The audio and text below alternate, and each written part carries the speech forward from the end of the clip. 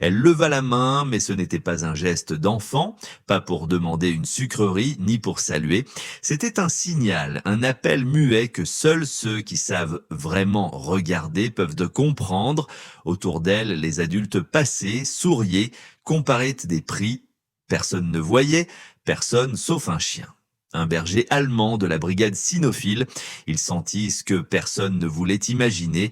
Et à cet instant précis, le calme d'un simple supermarché se transforma en une scène de vérité brutale et de sauvetage. Moi, restez avec nous car cette histoire incroyable vous laissera sans voix. Avant de commencer, n'oubliez pas de liker et de vous abonner.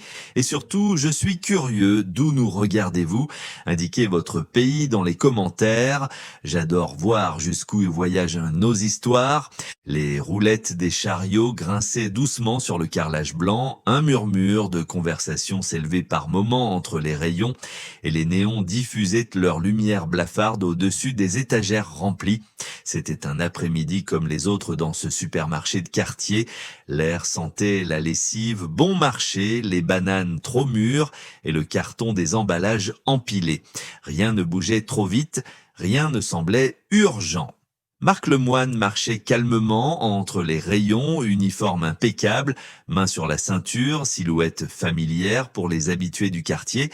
À ses côtés, Nero, son partenaire à quatre pattes, avançait au même rythme, un grand berger allemand noir et feu, puissant mais discipliné. Sa queue battait doucement de gauche à droite, il avait ce pas souple et assuré des chiens sur deux, entraînés pour repérer ce que les humains ignorent. Marc lui parlait doucement de temps en temps, une caresse rapide derrière l'oreille, une remarque sur la tranquillité du jour. Mais Nero, ce jour-là, n'avait pas réagi comme d'habitude. D'un coup, il ralentit, sa tête se tourna légèrement, ses narines frémirent, il s'immobilisa, plus un pas, juste ce silence tendu que seuls les chiens savent créer. Marc s'arrêta à son tour, il le connaissait trop bien, ce n'était pas du jeu, ce n'était pas une odeur de viande ou de biscuits renversés, c'était autre chose, une alerte sourde, invisible à l'œil nu. Le regard de Nero s'était fixé, intense, perçant, dans une direction précise. Rien n'avait encore changé et pourtant, dans le calme plat du supermarché, quelque chose venait de se fissurer. Elle avançait à petits pas, son pull rose trop grand glissant sur ses épaules frêles. À sa main pendait un vieux nounours gris, mâchonné, déformé, aux coutures fatiguées. À côté d'elle, un homme grand, musclé, les avant-bras couverts de tatouages sombres, l'attirait doucement par la main. Il longeait les rayons à la recherche de rien, du moins en apparence. L'homme souriait aux gens, lisait à haute voix les étiquettes comme s'il s'intéressait aux céréales. Mais ses yeux, eux, ne s'attardèrent sur aucun produit. Il balayait le magasin, il comptait les regards. La petite fille, elle, ne disait rien, elle ne demandait pas de sucrerie, elle ne râlait pas, ne riait pas, ne sautillait pas comme le font les enfants. Son regard restait bas, fuyant, elle tenait sa peluche comme un bouclier, les doigts crispés autour d'une patte déchirée. Sa bouche était figée, ses joues pâles, son corps raide. Et puis, un bref instant, ses yeux croisèrent ceux de Nero. Le chien ne bougea pas, il la fixa simplement. Il n'y eut pas de mots, pas de son, juste un échange fugitif, mais net. Quelque chose passa, une peur, une demande, un lien. Elle détourna aussitôt le regard, comme prise en faute. L'homme ne sembla pas remarquer. Il attrapa un paquet au hasard, fit semblant de comparer les prix, mais ses yeux continuaient à chercher. Autour d'eux, les clients passaient sans voir. Certains riaient, d'autres parlaient au téléphone. Personne ne s'arrêtait, personne ne voyait ce que Nero avait vu, sauf lui. Le chien restait immobile, mais ses muscles s'étaient tendus. Son souffle s'était ralenti. Il l'avait vu et il n'oubliait jamais un regard comme celui-là. Marc suivit la direction du regard de Nero. Là, au milieu du rayon des céréales, la petite fille, si frêle qu'elle semblait se fondre dans les boîtes colorées derrière elle. Il ne savait pas encore pourquoi, mais quelque chose l'arrêta net. Pas un bleu, pas un cri, pas de violence visible. C'était autre chose. Une absence, une immobilité trop sage pour un enfant, son dos légèrement voûté, ses épaules rentrées, un silence qui n'appartenait pas à son âge. Nero, lui, sentit ce que Marc ne comprenait pas encore.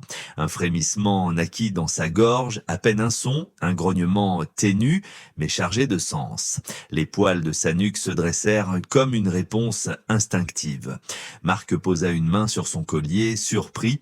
La fillette releva lentement la tête et de nouveau, ses yeux rencontrèrent ceux du chien.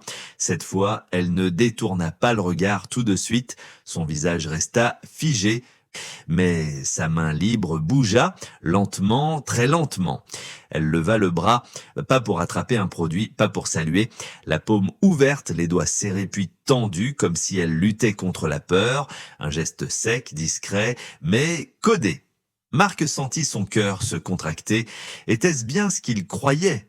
Un appel muet, enseigné dans certaines écoles pour signaler un danger quand les mots sont impossibles. Il n'était pas sûr, mais Nero, lui, n'hésita pas. Le chien se redressa d'un bond, aboya, un seul cri, sec, tranchant comme un coup de tonnerre dans le calme du magasin. Le bruit fit tourner des têtes, fit vibrer les étagères. L'homme tatoué tressaillit, son sourire se brisa et sa main se resserra sur le poignet de l'enfant. Le rayon, quelques secondes plus tôt, banal et vivant, devint une scène figée. Marc comprit alors qu'il ne s'agissait plus d'une simple patrouille, quelque chose venait de commencer, et Nero l'avait vu avant tout le monde. Marc s'approcha lentement, sans geste brusque, la voix posée. Il savait que le moindre mot, le moindre regard pouvait tout faire basculer. Il s'arrêta à quelques mètres du duo et lança d'un ton neutre: « Tout va bien ici, monsieur ?» L'homme se retourna, un sourire collé au visage. Trop rapide, trop large, trop bien placé. Il haussa les épaules et répondit avec une voix mielleuse: « Oui, oui, c'est ma fille.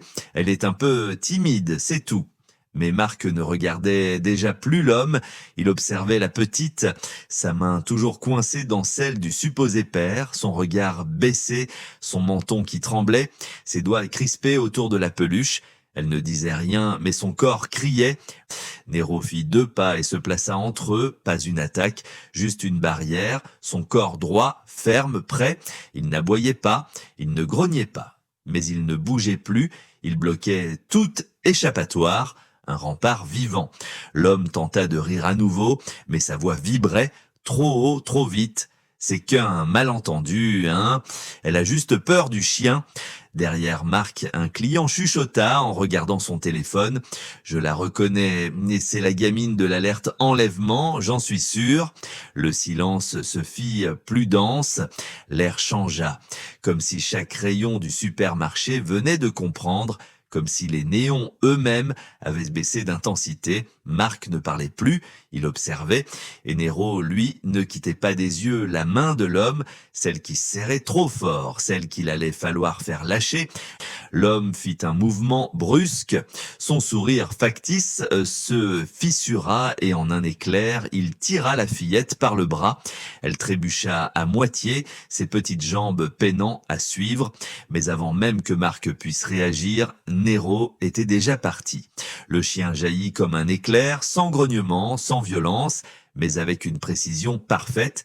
Il bondit sur le côté, se plaça devant l'homme, puis tourna autour de lui dans un arc tendu, forçant l'homme à s'arrêter. Nero ne mordait pas, il ne menaçait pas, il bloquait, il encerclait, et surtout, il fixait, ses yeux plantés dans ceux de l'homme, calme mais intransigeant, une sentinelle, une alarme vivante. Marc sortit sa radio d'un geste rapide, son ton bas mais ferme. Besoin de renfort immédiat. Possible enlèvement en cours, supermarché quartier sud. Autour, les clients s'écartaient, certains reculaient en silence, d'autres sortaient leur téléphone, filmaient, les murmures montaient comme une marée. Un nom, un mot, alerte enlèvement. L'homme commença à paniquer, ses gestes se faisaient plus secs. Son visage transpirait la peur, il regardait partout, mais il n'avait pas de caddie, aucun article dans les mains, il ne faisait que tourner depuis qu'il était entré. Il n'était pas là pour acheter, il était là pour sortir, discrètement, avec elle, mais chaque fois qu'il tentait un pas de côté, Nero bougeait aussi. À gauche, bloqué, à droite, bloqué. Même le regard du chien suffisait à le figer sur place. Il comprit trop tard, ce n'était pas un simple chien, c'était un barrage, une vérité à quatre pattes, et il n'y aurait plus d'échappatoire. Elle tremblait, son petit corps semblait s'enfoncer dans le sol, sa peluche pendait mollement au bout de ses doigts. Marc s'agenouilla sans brusquerie, les yeux au niveau des siens. Elle ouvrit la bouche, d'abord sans son, puis dans un souffle brisé, à peine audible. Elle murmura, il n'est pas mon papa, il m'a dit de me taire. Les mots suffoquèrent dans sa gorge, ses yeux s'emplirent de larmes et une coulée fine traça sa joue. Marc sentit sa mâchoire se crisper, il leva les yeux vers l'homme qui soudain semblait beaucoup plus pâle. Son assurance avait fondu, il recula d'un pas, tenta de parler mais aucun mot ne sortit. Un autre agent venait d'arriver en renfort. En fouillant rapidement les poches du suspect, il trouva un élastique d'enfant, un bracelet rose et un plan plié, marqué de plusieurs trajets. Les mains de l'homme commencèrent à trembler. Ah, c'est un malentendu. Je la protégeais. Mais même sa voix l'avait abandonné. Il chercha à fuir une dernière fois, brusque, tendu, comme un ressort prêt à éclater. Nero ne lui en laissa pas l'occasion. Le chien grogna, un son grave, profond, venu du ventre. Puis il s'élança, pas pour attaquer, mais pour plaquer son corps contre celui de l'homme, le déséquilibrant d'un mouvement sec. L'homme s'effondra à genoux, il n'avait plus rien à dire. Les renforts le plaquèrent au sol, menottes au poignet. Il n'y eut pas de cri, pas de résistance, juste une respiration courte, un regard vaincu. La petite fille, elle, ne le regardait plus. Elle s'accrochait à la fourrure de Nero et dans ses larmes, il y avait autre chose, du soulagement. Marc restait là, figé, le souffle encore court. Il regardait la petite fille blottie contre Nero, ses petits bras enroulés autour du cou du chien comme s'il était un rocher, un abri. Elle ne disait plus rien, son visage était enfoui dans la fourrure chaude, seul son dos tremblait par soubresauts irréguliers au rythme de sanglots silencieux, le tumulte du magasin avait baissé, les clients chuchotaient, certains pleuraient en silence, d'autres gardaient leur téléphone baissé, incapables de filmer ce moment-là, et puis soudain un cri perça l'entrée, « Émilie, Émilie !» Marc tourna la tête, une femme courait, cheveux en bataille, manteau ouvert, le regard éperdu. Ses yeux balayaient les rayons jusqu'à ce qu'il se pose sur la silhouette recroquevillée au sol. « Maman !» Le cri déchira l'air. La fillette se détacha d'un bond, laissant tomber sa peluche. Elle courut comme si tout son corps avait retrouvé sa force en un seul mot. Elles se jetèrent l'une dans les bras de l'autre, s'effondrant sur le carrelage froid, serrées comme si le monde entier pouvait s'effacer autour d'elles. La mère pleurait à chaudes larmes, murmurait son prénom, baisait ses cheveux, son front, ses mains. Elle la regardait comme pour s'assurer qu'elle était entière, vivante, là. Quand enfin elle leva les yeux, son regard tomba sur Nero. Sans hésiter, elle se pencha, prit la tête du chien entre ses mains et l'embrassa sur le front, les larmes coulant encore. Puis elle serra la main de Marc, fort, longtemps, sans réussir à dire un mot. Sa bouche tremblait, ses yeux criaient ce que la gorge n'arrivait pas à formuler. Merci pour la vie. Pour le regard du chien, pour ce miracle. Les minutes passaient comme suspendues. Le sol du magasin semblait plus calme que jamais. Les voix, les bruits, les bips des caisses s'étaient effacés.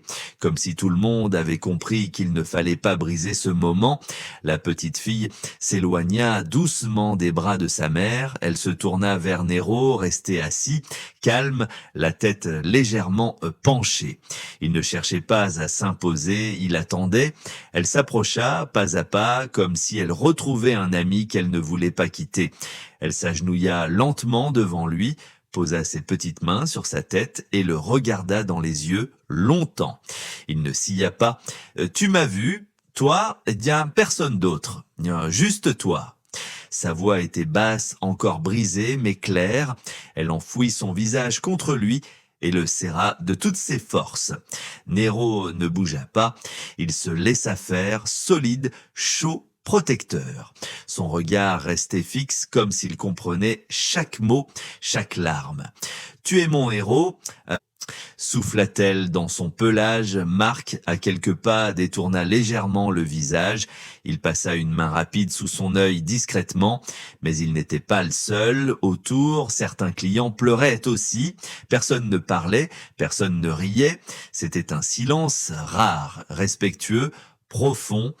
La fillette se releva lentement, elle jeta un dernier regard à Nero. « Je pourrais revenir te voir ?» Marc sourit doucement. « Il t'attendra, toujours. » Et alors qu'il s'éloignait vers la sortie, la lumière du magasin semblait plus douce.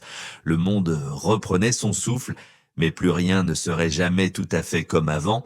Si cette histoire vous a touché, abonnez-vous. D'autres récits comme celui-ci vous attendent.